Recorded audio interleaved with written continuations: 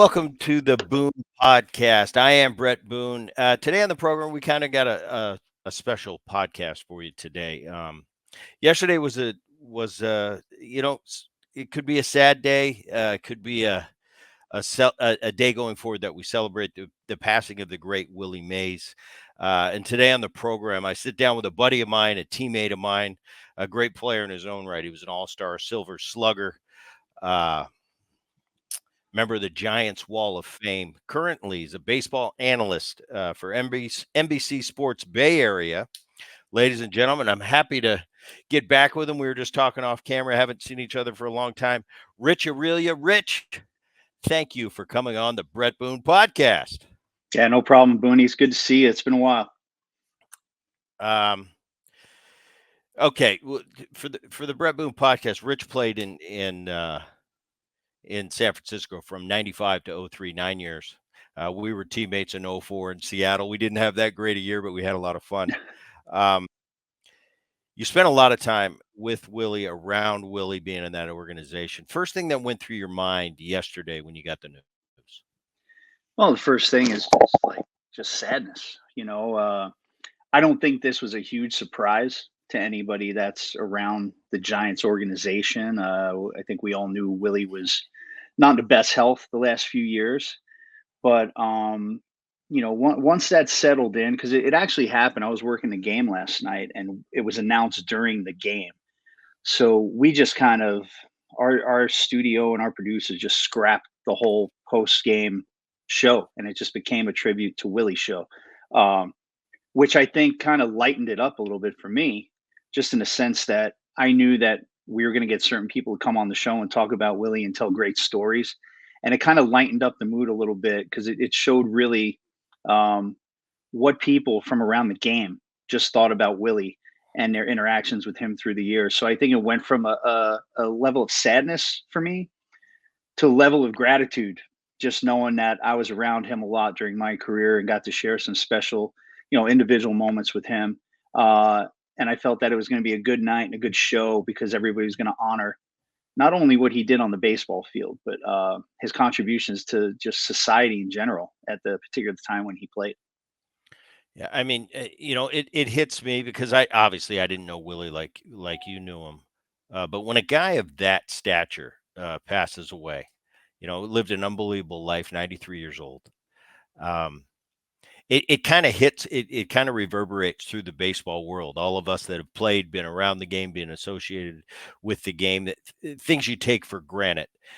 And there are great players, and then there's icons, Hmm. and when somebody like a Willie Mays passes away, I think about it. Yankees, we always go to Ruth. Uh, Pick one. St. Louis Cardinals, you go to Stan Musial. Dodgers, Koufax. One day, years from now, Seattle Mariners. My Seattle Mariners are Seattle Mariners. Hmm. Ken Griffey Jr. will be that guy one day. Um, but then there's guys, there's icons like that. Willie was one of those guys. Number 24, San Francisco Giants. When you think of the Giants, you think of Willie Mays. Um, what did he mean to the Giants fans? Oh man, I from stories I heard, uh, you know, when they moved out west in '58, Willie came with the team, and it took him a while to enamor himself to the fans. They didn't know much about him being on the East Coast, but as the years passed, like you said, Booney, I mean, an icon, and not even when his name is spoken, like people who don't even know baseball know Willie Mays. And to me, that says a lot. And, to this city and this organization where, he came in 1958, he's lived here his whole life since he's gotten here in 58. Uh, the level of respect that the organization has for him and he has for the organization is second to none. And I was very happy, when the team was getting ready to move in '93 to Tampa. I wasn't there yet, but when you play there for a long time, you hear all these stories. And that's when Peter McGowan kind of took over the team. And his first his first order of business was getting Willie Mays back in the fold full time, giving him a title, as whatever, assistant to the president or assistant to the owner, whatever it was, and being there full time. And So I could tell you all those guys have come that club in that clubhouse through the years. I mean, you ask all of them until the last few years. Willie was there every day. And he was a mainstay in Mike Murphy's office in the clubhouse, our clubhouse manager. And I don't know if maybe there's one or two in sports, but I don't know if there's one player that meant more to an organization in sports than Willie Mays, and it'll continue with his legacy, continue to move on. And and again, I think in the next couple of days with this Rick Wood game, because basically it's honoring the Negro Leagues, but it's basically a Willie Mays game, is what it really has come down to. So I'm excited to watch it tomorrow. I'm excited to see how they talk about it. Excited to see how they handle it. But his value to this organization, I mean, you can't put a value on it. It was just second to none. And I think he had the same amount of love and respect for the Giants as the Giants did for him. Yeah, that's pretty awesome. The Rick Wood game is tomorrow. Willie played there. I think he played there when he was 17 years old in the Yep. Negro Leagues. I think it was 48, 47, somewhere in there, if I'm not mistaken.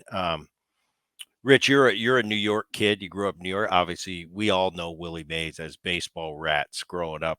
Ended up we both pursued and achieved our goals, which was being big league players, doing it for a living. We got to do it for a long time.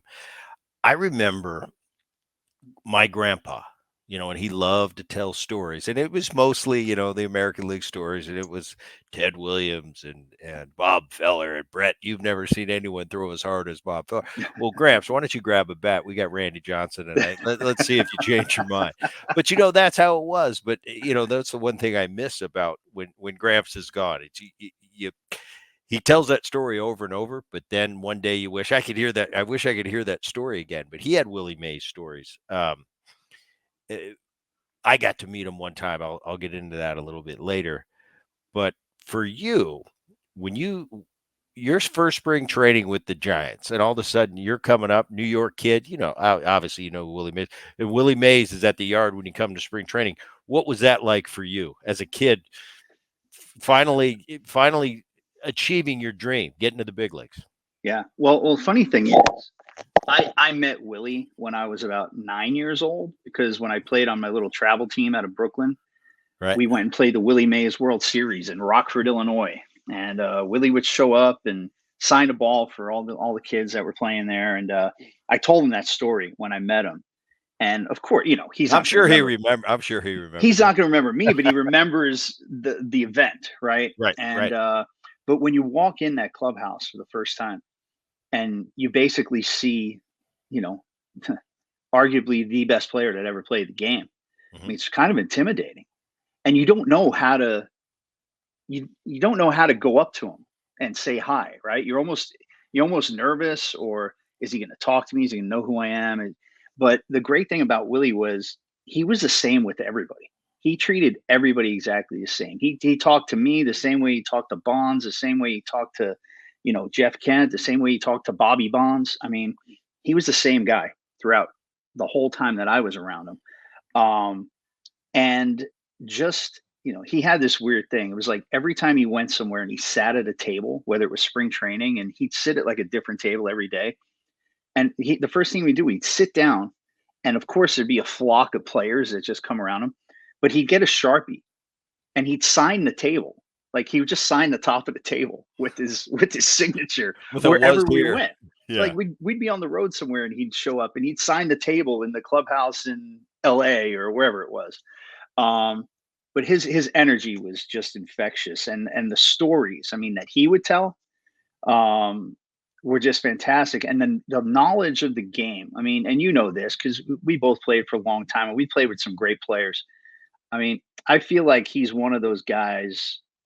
At least in his era, I can't really judge like the era of Ruth or Gehrig or Right. those guys because I never saw it and I didn't know what pitchers threw then.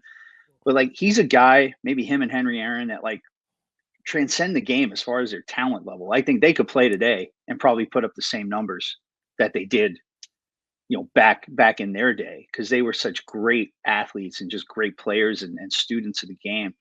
But it was very intimidating the first couple times around him, and then as I got to know him through the years and we spent a little bit of time together, it kind of loosens up. And I remember this one time I was struggling. I might have been in 2000, maybe the first year in Oracle Park when we moved in there. And Murph, clubhouse guy, who, I mean, you knew Murph when I mentioned to Yeah. you earlier. I mean, whole league knows Murph. He's an icon. And I came in one day and he goes, "Hey, Willie wants to see you in the video room." I'm like, "Willie who? Who are you talking about, Willie?"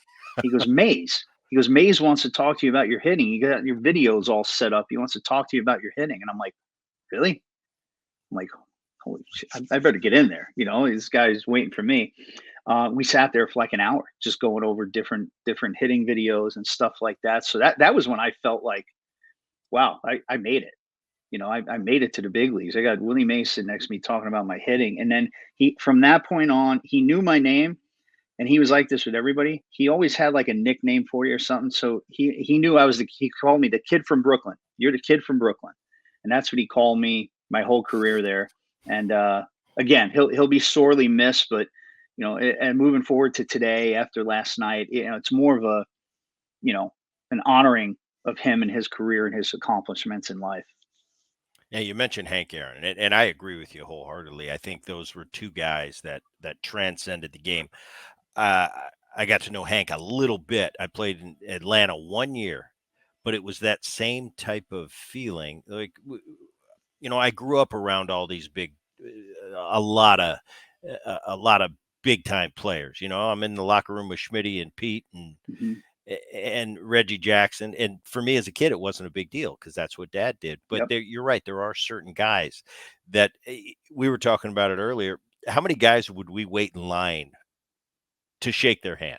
And the Oh. answer is for players on game day when we're getting ready for batting practice, it doesn't happen. But there's certain guys that it happens. One is Hank Aaron, who I got to Hmm. see a little bit of that, where I'd see players from other organizations like waiting to shake his hand when he Yep. was, it wasn't too often, but he sometimes he'd come down to the field. People would like wait in a line, like current players waiting in a line. You don't do that. We don't do that. I had the same thing. That one time that I met Willie, it was Candlestick. We come in from right field because there's no Hmm. clubhouse by the dugout, and he just happened to be there that day, and it was quick, and there were probably 2 or 3 guys ahead of me, and they kinda, "Hey, Booney," I was a young player, he goes, "Hey, you gotta meet, this is the Say Hey kid." And at first I thought, "What?" And then I thought, "Whoa, that is Willie Mays. I'll wait Yeah. here a minute." I waited about a minute, and all I did is come in to shake his hand, and he said a few words, and I was off, but it's interesting you say that, and when you talk about this is a funny thing, and I was just telling my wife this. There are certain players, you're right, that transcend the game. You watch them on video. Yeah, we've never seen Willie Mays play. We're too young for Hmm. to have watched him during his playing days. But to watch him on video, he moves different than the players of his day, if that makes Yep. sense. Yep. Like he Sure was does. just moving faster. His hands, I watched a clip of him, and it probably was the late 60s, hitting batting practice. He didn't look like the other guys in the late 60s hitting batting practice. The only other video I've seen where it kind of blows my mind, because the old fashioned guys, it's the 1-2 and it's, a swing. Yep. Honus Wagner, I saw an old video of him, and he was older. He was probably like 45 years old, retired. And I was watching it on social media or something, and it was fascinating to me. It was about 40 seconds, and it was him at 45 years old taking BP and taking ground balls. And just like Willie transcended, he, he didn't look like a guy that played in 1908. I Yeah. mean, he's moving. He's got these big old forearms. And that bat's flying through the zone. I'm going, well, that's just different. And it's interesting you said that because I noticed the same thing. I said, Willie Mays is that one guy. He just kind of moved like a modern day athlete, even Yeah. though he was born in 1931. He sure did. And, it reminds me, like you said, you shook his hand in a candlestick that had to be pre 2000 when he was Yeah, still kind of yeah, in great health. I don't know if you remember shaking his hand, but like your hand could disappear yeah. in There's a his few in guys. his paw. Johnny Bench has a hand Yep. like that. Yep. Bruce Bochy has a hand like Yep. that, and Yep. Bobby Cox has a hand like that. I mean, they're like Only your guys. hand just gets enveloped Yeah. by and the strength he had in his forearms and his hands. And he told us a story one time as far as like, hitting and playing and transcending time. When he moved into Candlestick, it was open. It was open air in the outfield. It wasn't enclosed. and it just had a chain link fence. So I mean, you remember Candlestick, man? That was a miserable place to play. Oh, you Wind, guys had to wind, you had to set your mind. yeah, wind howled in from left field, and it kind of went out to right a little bit, just kind of whipped out Right. there. So Willie would tell stories about, one, he used a really heavy bat. He used a 35-ounce bat his whole career, and he said it was because everybody was afraid to throw him in. So he just wanted, like, it was like a 35-35, where he would just cover the outer half of the plate. And he said he changed his approach when he hit at Candlestick because he knew he could get into one to left field and the wind was just going to kill it. So he changed his approach. He closed his stance up and tried to hit everything out to right center in that jet stream. And when you would talk to him, it was hilarious because he would be like, he would tell you, "Yeah, I hit 660, but I would have hit 800 if I had a ballpark where I could pull the ball in, or Yeah. for 40-40." Everybody's making a big deal about Barry going 40-40. He goes, "I would have done it every year if I knew it was a big deal." He goes, "But I had McCovey hitting behind me, Yeah. and they told me not to steal second, so they would pitch to McCovey." So like just this thought process he had in his mind and the type of player he was, and the stories that he would just tell, I mean, were just amazing. It was amazing to be around on a daily basis. So, those are the things I'll miss, about him not being around. It's just the storytelling of the playing in his day. Well, for those of you watching or listening to the Boom podcast right now, you mentioned Rich. You mentioned Mike Murphy, who is the legendary clubhouse attendant Hmm. for the San Francisco Giants. And I remember at uh, you before you moved into Oracle Park, those Candlestick days, our clubhouses were right across the hallway. There Yep. was our clubhouse. Open the door, walk 7 feet, and you walk into the Giants locker room if you wanted to. Yep. And I remember Murph coming in and out. So you asked me if I remember Murph. Oh, everybody remembers Murph, and I can remember that face. The story I have is John Burkett's pitching. Hmm. It's got to be like 1994, maybe 95. He's coming in. He's a sinker baller. He hits me in the elbow, and I'm going crazy. I mean, he breaks my bursa sac. It pops out. I think there's a bone coming out. The trainer tells me it's not as bad as it looks. I know it looks bad. Ended up not being a big deal. My next at bat, I come up. He hits me in the same elbow.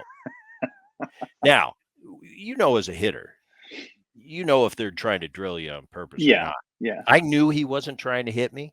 I knew he was just trying to come in.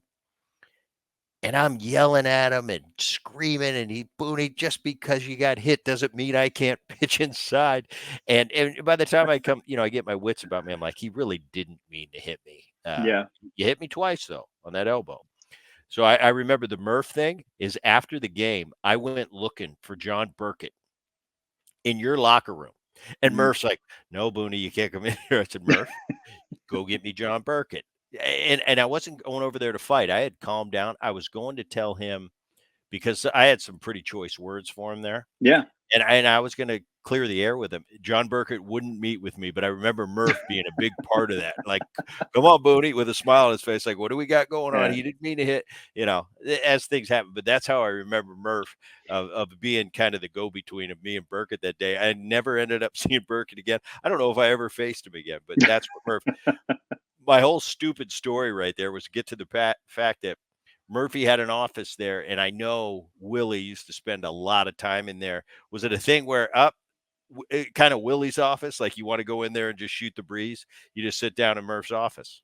That's it. You would just walk in. He'd be there every day. Like in the first part of my career at the Giants, he was in Candlestick every day. And then when we moved into the new ballpark, he was there every day. And you knew where to find him. He was in Murph's office on the couch. As soon as you turned the corner, he was right there.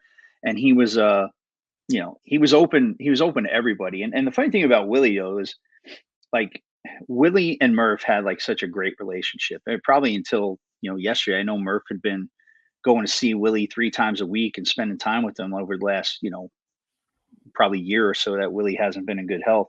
But it took Willie, he didn't trust a lot of people. Like I think just because of what he went through early in his career, whether it be racism or especially coming out San Francisco, um, and experienced some racism when it came time to find a house or something like that. I actually watched that documentary that they did on HBO on him, which was pretty eye opening. It was really good. Um, but Murph was there from day one, so he and Murph were really tight. And you look at the intertwining of the Giants' history, right? So like Bobby Bonds and Willie Mays were like best buddies. So that's how Barry is involved with Willie because Willie's his godfather, right? But then Right. Dusty actually grew up with Bobby Bonds too, and then Dusty and Willie got tight, and it's just that whole intertwine. And McCovey, so it's that whole intertwined like group of guys that either played together or were from the Bay Area, and they were all really really close. But I don't know if anybody was closer than Murph because Murph was around him in his playing career days. He was around him in his days as a Giants ambassador to the organization, and he was around him even now, in his last days. So I have a lot of respect for Murph, for the man that he was, and how he took care of Willie. And I'm sure Willie, remembered that too in his last days. Um, Kevin Mitchell, Barry Bonds. I know Mitchell's got a story. He said that Willie was a huge influence on him. You mentioned Dusty. I think Dusty was one of the few guys that saw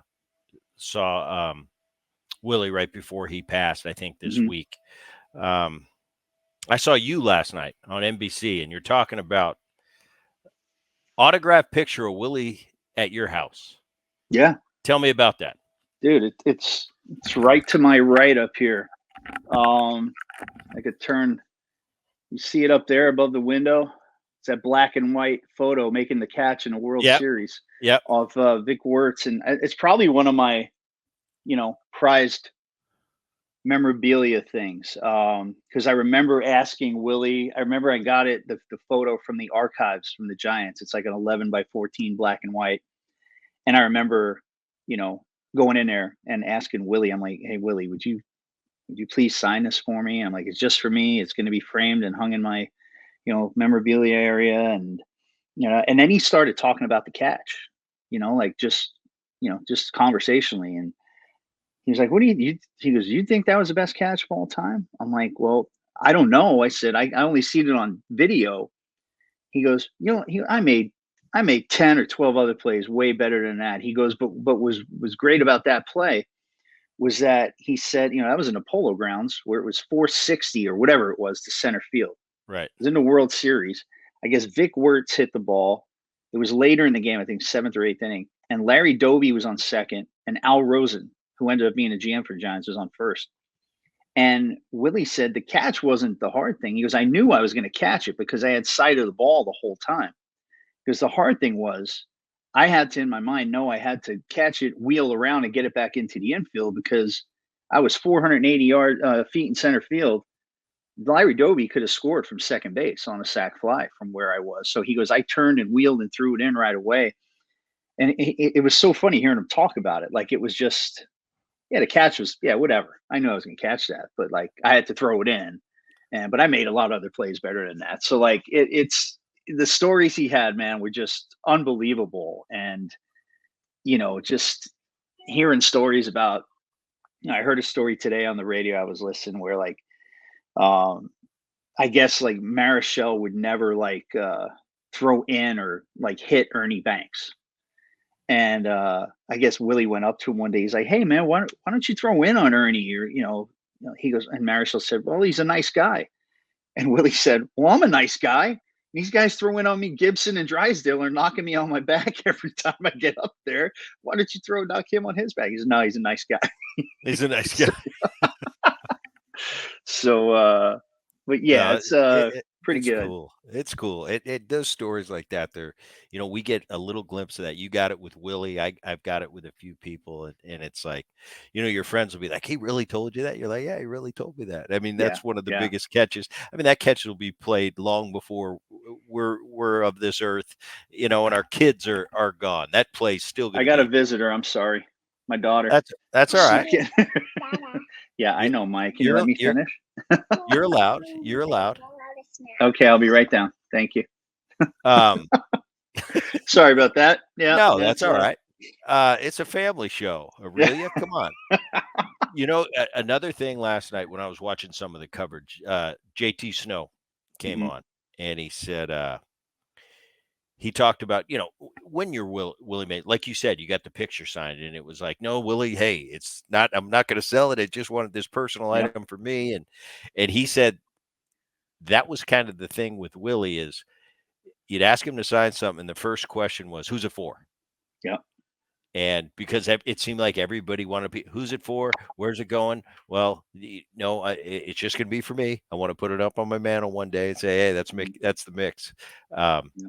but do you remember him being like that? Like, what's it for? To anybody Um, that asked him, I, or no? I had heard beforehand, like that's how he kind of was.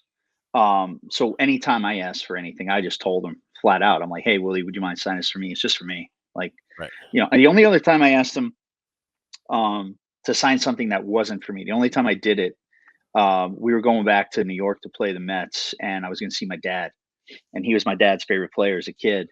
And I asked him, hey, can you sign a ball? And he did ask me who's it for. I said, it's for my dad. We're going back to New York, and you were his favorite player, and he had no Yeah. problem in signing it. But like Barry's kind of like that too.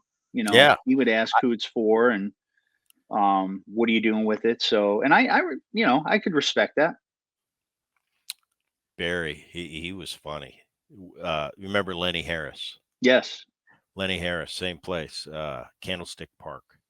Come out for BP. And if you know Lenny, he's the most like he's friends with everybody. And when Hmm. you meet Lenny, it's like you've known him for 100 years, even if you've met him that day. Just the Yeah. way he is. He's lights up a room. And he gave Barry some balls. He goes, hey, Barry, I'm going to send some balls over for you. They're for me and my family. And he goes, they're not going anywhere. Don't worry about it. So Barry, you're right about Barry, though. He signed the balls, sent them over to Lenny, and they weren't on the sweet spot. Yep.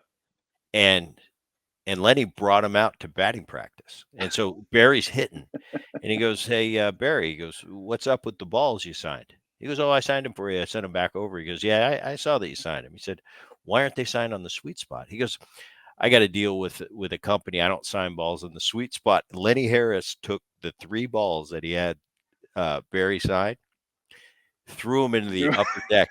He goes, that's what I think of you not signing my balls on the sweet spot. He said after BP went back up, he had a dozen signed on the sweet spot. So I Uh, know the Barry thing. It's funny. Yeah, yeah. You know what? I don't know if you watched last night and you saw JT's part of that Willie thing. Hmm. And JT said that he took the rest of his career that Willie told him this quote. And it kind of like I never heard it before until last night. But he told him, he said, practice like a professional, but play like a little kid. And I thought that was the perfect description of how Willie went about his business, like when he played. I mean, he kind of played with the exuberance of like Junior, right? I mean, Yeah, Junior he always was played he with, was he was a showman. I yeah, mean, I think like he wore his hat. It was too big, so when he ran, it fall would off. fall off. Yeah, And it just I think that's that big smile and that say hey Willie, man. It's awesome. I mean, it kind of all hits me without knowing him like him. Because yeah. you take these guys for granted. They're here, and then all of a sudden one day they're not here, and you start going through and having conversations with you about it and hearing kind of some backstories, and it's like, wow, this guy is unbelievable. I mean, to still a living legend like him, and he played in the Negro Leagues. Yeah. I mean, who do we know No. that played in those games? Yeah. None. There's not too many guys around from that era in our country in No. 1948, 1947. So it's cool getting to hear this side. Tell me, I got one more that I want to ask you about, and you probably got the good version. Kirk Reuter. Yeah. You were a Yeah. teammate. You were a Yep. teammate of him. I know I met him at I did a function in Ohio a couple years ago, got to meet him a little bit, faced him many times, but didn't really know him off the field and got to have dinner with him one night. He was telling me all about he wanted to trade memorabilia with me. I guess he's got this shed Oh, that he's dude, got everything yeah. you could have, and he's a memorabilia freak. But tell me the shirt off Willie's back story, your Oh, version. dude, it was so fun because Woody, he has the shed. and that's his memorabilia place. And he has, I mean, I think he might have Barry's batting gloves from like the 71st homer when Hmm. he broke Big Mac's record. Um, the guy has everything. He has one of Dusty Baker's, I think, Manager of the Year trophies in there, like stuff like that. So he would always hit up Willie for something, like something, all the time, every time Willie was around, and they had a really good relationship. Um, so Willie came in one day to throw like a first pitch for some, big game or something. So Willie came in and he had on like one of those, like a Tommy Bahama shirt, like that material button up, Right. and I think it was like a yellowish color. And right on the side here, it said "Say Hey." It was embroidered, and it had number 24. So he goes in Murph's office, and Woody goes in there, and he goes, "Hey Willie, that's a really cool shirt you got there." He goes, "That would look really good hanging up on the wall in the shed."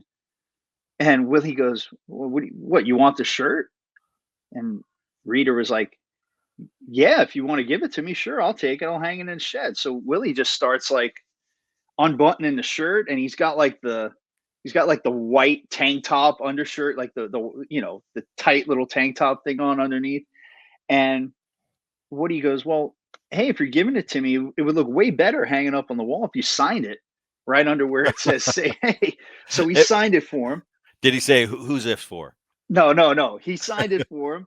And then he goes, "Is that it, Woody? Do you want anything else?" And he goes, "Well, actually," he goes, "those boots you have on are pretty cool." And they looked like a crocodile skin, like zip up boot, Right. like a leather boot.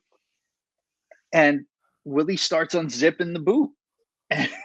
And he goes, Do you want me to sign that too?" And Reader was like, "Yeah, it'd be great if you sign it." He goes, "But, you know, it'd be weird if I just had one shoe. Can you give me the other one too?" So he took the other shoe off, signed it for him. And we're watching Willie leave Murph's office that day, like pregame to go home. And he's leaving the ballpark with like the white wife beater tank top on and a pair of flip flops, walking out of the clubhouse. And I'm like, "Woody, you just let the best player to ever play the game leave a ballpark in a tank top and flip flops. Like, you proud of yourself now?" He But probably was though. he probably was. He probably But I'll was. tell you what else he has. He said it last night was, I guess, when Willie made the Hall of Fame. Willie had 12 Gold Gloves, and people always ask him like, "Well, you had 24 All-Star games. How do you only have 12 Gold Gloves?" He goes, "Well, they only started giving Gold Gloves out in '57. If they started giving them out when I got to the big leagues, I would have, whatever, 20 of them." But I guess when he went in the Hall of Fame, Rawlings made him a special like lifetime achievement Gold Glove, Right. and he gave that to Reader. Reader has that in his shed too. So they Wow. actually had a really like, I mean, and the Gold Gloves, Booney. You have some. I mean, you know those are hard to come by, man, as a player. Yeah. And he just gave it up to him. But they had a really special relationship that way, and they always did the whole time he played there. Yeah, and you have to have. I can picture the relationship right now. The way you said it, he's like, "Well, yeah, Willie, I need that other shoe too. If you're going to give Yeah, me, I mean, you don't just say that to people. You've got to have that special bond. And yeah. when I met and hung out with Woody, he's kind of got that quirkiness to him. He's a He's just goofball, man. he's just lovable though, Yeah, and it wouldn't surprise you if he said, "Hey, Rich, that was a whatever your RBI was this year, number so. Hey, can I get that ball? Well, I wanted to kind of have that ball. yeah. That's a record. Well, if you must, but it really looked good in the shed. You'd be like, oh, fuck. All right, Well, Woody, here, take it." Well, I got a Reader story for a real quick one. We went to Vegas one off season when we were still playing together, and we were walking through Caesars, and Pete was there, right, signing, and I had never met Pete. And Woody was like, "Oh, Pete Rose, I'm going to go over there. I'm going to go introduce myself." I'm like, Of course he is. leave the guy alone, man. Leave him alone." So he goes over to him. He sits down for 10 minutes, and he comes back with like, Pete did those signed V-neck red jerseys with all his records embroidered on it, and Right. signed it. And I guess I don't know what he was selling them for there, but it was a pretty good amount of money signing pictures. So Reader comes back, and we're still walking through the mall there and sees us. He goes, "Yeah, I told him I was with you, and he wanted to know why you didn't come over and say hi." And I'm like, just didn't want. And this was at the time where I might have been with the Reds at the time. Those 2 years I was with Cincinnati, and so we walked back by. I'm like, all right, I'll go say hi to Pete, and I go sit down, and he like stops the line. He's like, Richie, come over here, sit down. And the first thing he said when I sat down, he goes, why'd you send that guy over here? I hate pitchers more than anything in this world. And he came over here first. But that was my first interaction with Pete ever. And we had a great conversation about, the Reds and playing there and all that stuff. But again, it's like another like icon, right? That like Right. I'm Yeah, going to sit next to him. right. He might be on that list. Yeah, and I go He's on sit that next list. to him, and I'm like, what do I say to Pete? Like, what do you say? What do you Yeah. say? And so yeah, I get the feeling of the icon, and it's hard to address sometimes, but there's only a handful of those guys in the sport, Handful and of you guys know that it. are kind of you're right. They're just kind of above everybody else, and you can't really put your finger on it. It's just like, no, he's different. He's Yep, different. sure is. Um, Last one, I'll let you out of here. How do you think the Giants should honor Willie Mays? It's hard to say because I mean they've done so much for him already. I mean we have the statue in front of the stadium. It's called Willie Mays Plaza. The whole thing. His number's retired. I haven't gotten any information yet on how they're going to handle any kind of memorial or any kind of dedication or anything like that. But I brought it up on the show last night that we did, and I'm like, I don't know, man. He passed away 2 days before this game, right? And there must be a reason. Like, why did that happen? Why did he pass away 2 days before this game? So I don't know. I think it'd be kind of a cool thing if MLB starts putting a little investigating into maybe retiring his number, like they did for Jackie, Yeah. um, around baseball. I don't know if it'll happen because there have been a lot of great 24s in the game, and Yeah. we both played with one of them, and then Junior. But I don't know how they're going to handle it, but I'm sure they're going to do it with class and dignity because that's what he was all about. He was a great guy with a great personality, but handled himself with a lot of class and a lot of dignity and treated everybody he was around the same, which I really appreciated. Well, Richie, I appreciate you hopping on, man, and a short notice. It's a lot of fun. Um, we'll catch up soon. I don't know when. I'll Absolutely. I'll see you down the road sometime. For those of you listening to the Bret Boone podcast on the Odyssey app or wherever you get your download your podcast, I appreciate you tuning in. For those of you checking it out on YouTube, we've got our own YouTube channel. Subscribe, and until next time, keep it here. We'll see you then. Thanks, Rich. See you, brother.